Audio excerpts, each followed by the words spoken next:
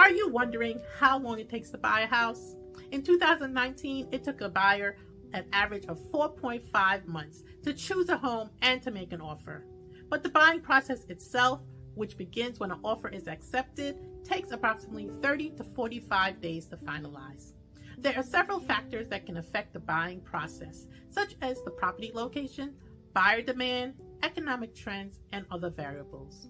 Before closing, you'll need to order a home inspection, get an appraisal done, conduct a title search, finalize your mortgage details, and review your closing documents.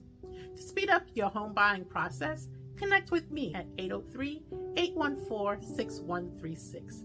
I can help you narrow down your options. I'll negotiate with sellers on your behalf, and I'll walk you through the entire process. So call me today. I look forward to speaking with you.